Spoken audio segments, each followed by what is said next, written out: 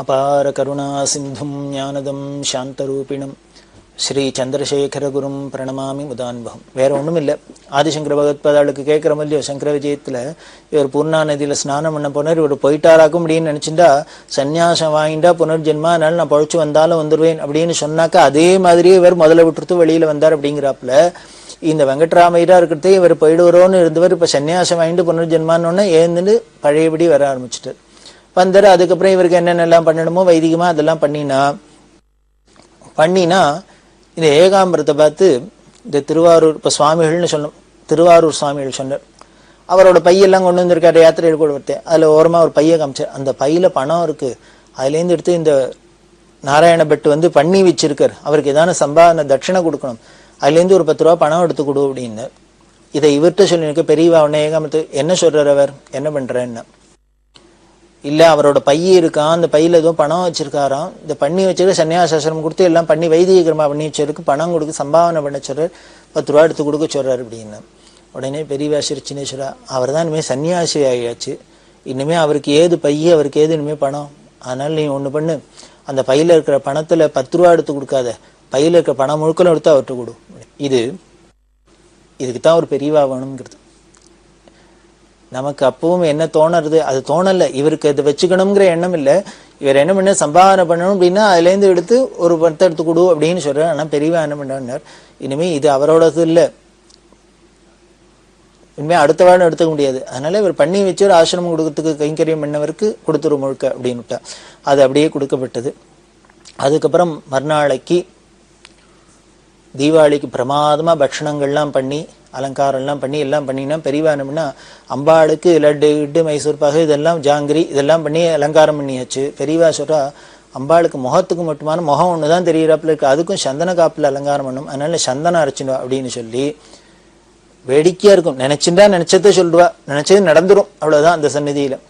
இவர் உடனே ஏகாம்பரம் போய் எங்கேயோ கல்லு கட்டை எல்லாத்தையும் தேடி, கர்நாடகாவில் சந்தன கட்டைக்கு என்ன குறவு, தேடி சந்தனத்தெல்லாம் அரைச்சி அம்பாளுக்கு முகத்துக்கு சந்தன அலங்காரம் பண்ணி அம்பாள் மறைக்கிற அளவுக்கு அன்னக்குவியல் போட்டு வெள்ளையெல்லாம் போட்டு எல்லாம் பண்ணிவிட்டு தீபாவளி ஸ்நானம் முடிச்சுன்னு அம்பாளுக்கு இந்த அலங்காரம்லாம் பண்ணி தரிசனம்லாம் பண்ணிட்டு பெரியவா அப்புறம் வந்தா.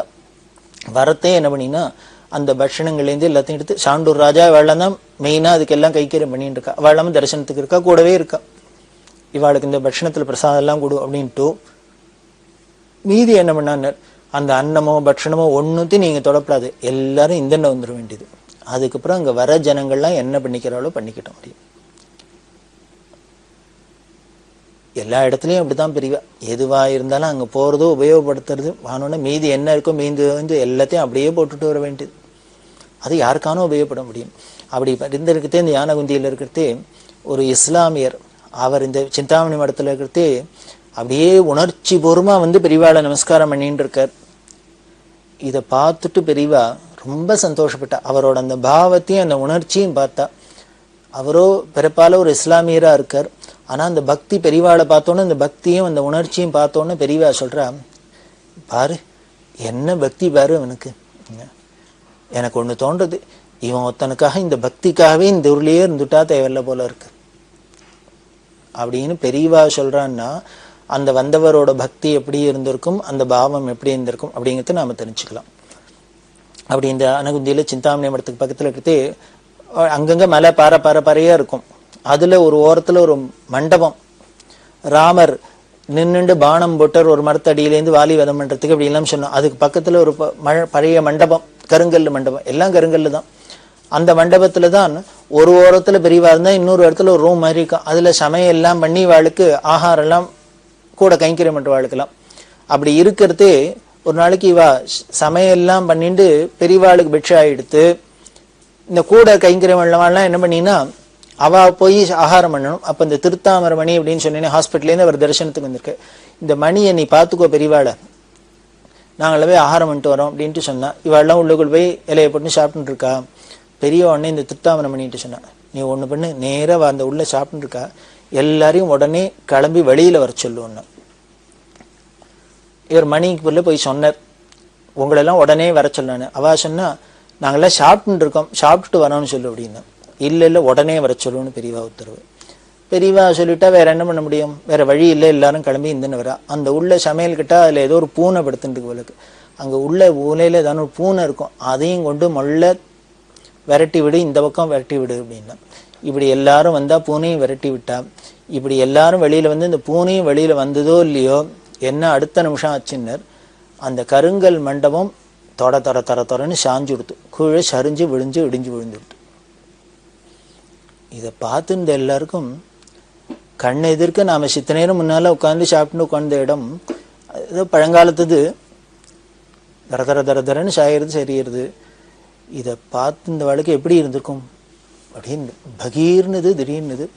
நல்ல வேளை நாம் இப்படி இந்த சமயத்தில் இது சரியே போகிறது நம்மளை காப்பாற்றுறதுக்கு தான் பெரியவா உடனே வெளியில் வர சொல்லுன்னு இருக்கா. அப்போ பார்த்தா நம்ம சாப்பிட்ற கூட விட மாட்டேங்கிறாளே பெரியவா, இப்படி அவசரப்படுத்துகிறாளே அப்படின்னு நினச்சிண்டா அடுத்த நிமிஷம் கண்ணெதிர்க்கு அதுக்கு பலன் தெரியுது, மண்டபம் இடிஞ்சு விழுறது. அப்படி ஒரு இடம் அந்த ஆனகுந்தி. அப்படி இந்த ஆனகுந்தி எல்லாம் இருந்தா. அதுக்கப்புறம் மதுவனம்ங்கிற இடம், அந்த மதுவனத்தில் வந்து இருந்தா பெரியவா. இந்த மதுவனத்தில் பெட்ஷையெல்லாம் முடிச்சுட்டு இப்படி பல இடங்களில் வர. அதில் ஹேமகூட்டம் அப்படிங்கிற இடம், ரிஷ்யமுகம் அப்படிங்கிற இடம், மால்யவந்தம் அப்படிங்கிற இடம். இந்த மால்யவந்தத்தில் ராமர் கோவில், அதுவும் ஒரு மலை மாதிரி இருக்கும். அந்த மலையில் போனால் அங்கே பார்த்தீங்கன்னா அப்படி ஒரு உபச்சாரம். அங்கே ராமரும் லக்ஷ்மணரும் இருந்து ராம தீர்த்தம்னு இருக்குது, லக்ஷ்மண தீர்த்தம்னு இருக்குது. அங்கே என்ன பண்ணுவோன்னா ராமாயணத்தை பாராயணம் பண்ணிகிட்டே இருக்கா. இந்த ராமாயண பாராயணத்தை கேட்கறதுக்கே ஆனந்தமாக இருக்கும். நார்த் இண்டியன்ஸ்லாம் வந்து பண்ணுவா. அப்படி அங்கே பண்ணின்னு இருக்கா. அந்த மால்யவந்தத்தில் போய் அங்கே ராமர் எல்லாம் தரிசனம் பண்ணிட்டா. இப்படி இதெல்லாம் முடிச்சுட்டு திருப்பி ஹம்பிக்கெல்லாம் வந்துட்டு பெரியவா என்ன பண்ணினா ஹாஸ்பிட்டலுக்கு வந்தா, இந்த கட்ராம்பூருக்கு வந்தா. நீங்கள் பார்த்தீங்கன்னா ஹாஸ்பிட்டு கட்ராம்பூர் இந்த வர வழியில், ஹம்பிக்கு வர வழியில் தான் கட்ராம்பூர். இப்படி திருப்பி திருப்பி போயிட்டு வராப்பில் இருக்கும், பக்கத்தில் தான் இருக்கும். இந்த இடங்கள்லாம் பெரியவா சுற்றிட்டு வந்துருந்தா. அப்படி வந்துட்டு இருக்கிறதே ஒரு நாளைக்கு ஒரு சோலையாக இருக்குது. அந்த மதுவனம் எல்லாம் ஒரே சோலையாக தான் இருக்கும். அப்படி சோலையில் இருக்கிறதே பார்த்தா ரொம்ப ரம்யமாக இருக்குது. என்ன அப்படின்னா பட்சிகளோட ஜாலங்கள்லாம், பட்சிகள்லாம் என்னெல்லாமோ பட்சியெல்லாம் கூவுறது, அதுங்கிறது இதுங்கிறது சத்தம்லாம் போட்டுருக்கு. இப்படிலாம் இருக்கிறத பார்த்தா பெரியவா ரொம்ப ஆனந்தமாக ரசிச்சுட்டு இருக்கா. அதில் மரங்களில் பெரியவா ஒரு மரத்தடியில் உட்காந்துருக்கா. இந்த மரத்துக்கு பக்கத்தில் பார்த்தா மேலே பட்சிகள்லாம் கூடு கட்டியிருக்கு, குஞ்சு போட்டிருக்கு போல இருக்கு. இந்த தாய் பட்சியெல்லாம் வந்து அதுக்கு ஓட்டின்னு போகிறது. இப்படிலாம் அதுக்கு அந்த ஜாலங்கள்லாம் பட்சி ஜாலங்கள்லாம் அந்த குரல் கொடுக்கலாம் ரொம்ப அழகாக இருந்து எல்லாம் ரசிச்சுருந்தா. அப்படி இருக்கிறதே ஒரு குரங்கு வந்தது. பெரியவாள்கிட்ட யாரோ கொண்டு வந்தோ வாழைப்பழம் வச்சிருக்கா. திடீர்னு ஒரு குரங்கு வந்தது. குரங்கு வந்தோடனே பெரியவாள்கிட்ட வச்சிருந்து வாழைப்பழத்தை எடுத்தது. இவாள்லாம் துரத்துறதுக்கு போனா அதெல்லாம் எடுத்துக்காத, என்ன பெரியவாள்கிட்ட இது வச்சிரு பழம் நம்ம தான் சாப்பிடணுமா என்ன, அதுவும் சாப்பிடலாம் அப்படின்னா அதை எடுத்துட்டது, சாப்பிட்டது எல்லாம் பண்ணிட்டு அது என்ன பண்ணிட்டு திருப்பி இந்த பட்சி கூடெல்லாம் கட்டி அதில் ஏற போச்சு. இதில் ஏற போனோன்னு பெரியவா என்ன பண்ணா கூட இருக்கவாள்கிட்ட, அப்போ தானே தீபாவளியாக இருக்கு, இந்த பட்டாசு இருக்கோ ஏதானோ அப்படின்னா, இருந்தால் 4 கொளுத்தி போடும். எதுக்கு புரியல. பெரியவா சொன்னா கொளுத்தி போட்டால் எதுக்குன்னா பெரியவா சொல்றா, இந்த பட்டாசு சத்தத்தை கேட்டால் குரங்கெல்லாம் பயந்துன்னு ஓடி போயிடும். இந்த குரங்கு இப்போ இந்த மரத்து மேலே ஏற போகிறது. இந்த மரத்து மேலே ஏறினா குரங்கு சும்மா இருக்குமோ, அதில் ஏதோ குருவி அந்த கூடு கட்டியிருக்கு பட்சிகள்லாம், அது இப்போ தான் குஞ்சு பொறிச்சிருக்கு, அதில் இருந்துன்னு இருக்கு. இது போய் அந்த குஞ்சுகளுக்கு ஏதானு ஹிம்சை பண்ணப்படுதோ கூட்ட கலைச்சிடப்படுதோ அதை ஏதானு பண்ணிட போகிறதோங்கிறதுக்காக பட்டாசு போட்டு அந்த மரத்து மேலே ஏறவதை இந்த குரங்கெல்லாம் வெளியில் போகிறாப்புல பண்ணினா, இதை பார்த்து இந்த கைங்கரியம் பண்ணுறவாளுக்கெல்லாம் ஆச்சரியமாக இருந்தது.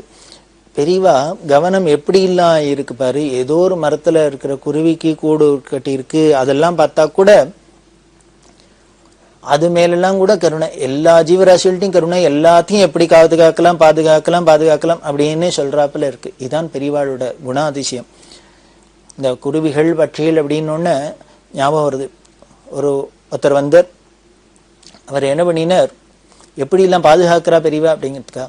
பாவம் ஒரு நடுத்தர குடும்பம், அவர் அப்பாவுக்கு உடம்பு சரியில்லை, ஆஸ்பத்திரியில் சேர்த்துருக்கு. ஆஸ்பத்திரியில் சேர்த்தா இவரால் அதுக்கு உண்டான செலவழிக்கவும் முடியல. ஆனால் அப்பானா செலவழிக்காதையும் இருக்க முடியாது, என்ன பண்ணுறதுன்னு தெரியல. பெரியவாள்கிட்ட வந்து சொன்னார், ஆஸ்பத்திரியில் எதை எடுத்தாலும் காசாக இருக்குது, ஆக்சிஜனா காற்றுக்கு காசு வாங்குறா, இனிமேல் ட்ரிப்ஸ் ஏற்றுனா தண்ணிக்கு வாங்குறா, பெட்டுக்கு இப்படிலாம் செலவழிக்கிற சொல்கிறா, என்ன பண்ணுறதுன்னு தெரியல, பெரியவா தான் நாங்கள் சமாளிக்க முடியல. உடனே பெரியவா அப்பாவுக்கு என்ன வயசாச்சு அப்படின்னா, சதாபிஷேகம் ஆயிடுத்து அப்படின்னு. அப்போ நீ ஒன்று பண்ணு, போய் டிஸ்சார்ஜ் பண்ணு, நேராக வீட்டுக்கு அழிச்சுன்னு வா. வீட்டுக்கு அழிச்சுன்னு வந்து அப்பாவுக்கு ஏதான ஆகாரம் கஞ்சி கிஞ்சி என்ன அவருக்கு செல்றதோ நீ ஆகாரத்தை கூடும், விடாத விஷ்ணு சஹஸ்ரநாமம் பாராயணம் பண்ணிட்டு பகவன் நாம எப்பொழுதும் காதில் விழறாப்பல பண்ணிகிட்டே இரு. இப்படி பண்ணிகிட்டே இரு, அவர் எத்தனை நாளைக்கு இருக்காரோ இருந்துட்டு போகட்டும் அப்படின்னு சொல்லிட்டு அப்போ சொல்கிறா, நாம் ஒருத்தருக்கு உடம்பு சரியில்லைன்னா நாம் மருந்து கொடுக்கணும், சிகிச்சை பண்ணணும். ஆனால் அதை விட முக்கியம் அருமருந்து, ஒரு தனி மருந்து அப்படின்னு சொல்லியிருக்கு பகவன் நாம, பகவத் ஸ்மரண.